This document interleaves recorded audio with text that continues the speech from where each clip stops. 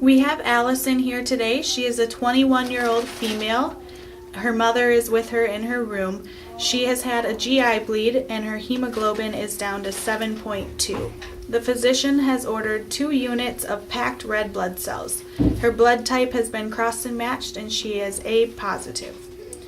Her vitals at 10:30 were a temperature of 98.2 degrees Fahrenheit, respiration 16, pulse 82, and blood pressure 110/76. She has had her vitals done every 5 minutes for the first 15 minutes and they have remained about the same. It is now 11 o'clock. Mom, I don't feel so good. How are you feeling? I'm really Hot or? cold. I need another blanket. Well, I'll have to go get the nurse to do I'm that. really cold. You do feel really warm. Oh, Brian's your nurse. How are you doing? I'm really cold. She's saying I think she has a fever. Can you check that out for me? Oh, sure.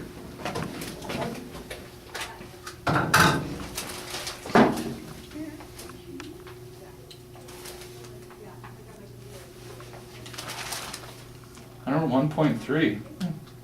And temperature, it might be What are you Febrile. gonna do? Well, let's go ahead and stop the infusion.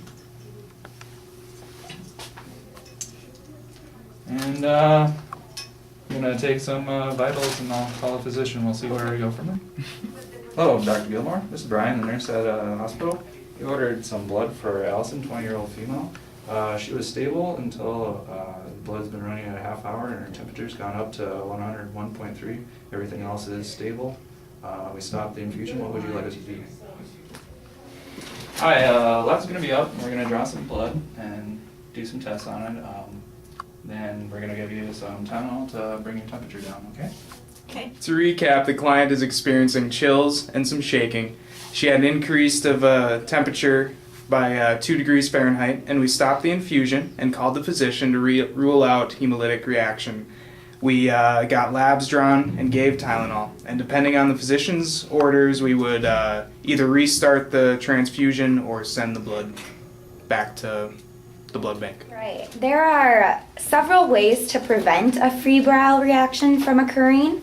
One is to use a filter which reduces leukocytes, which many facilities already use. Another way is to use leukocyte poor blood.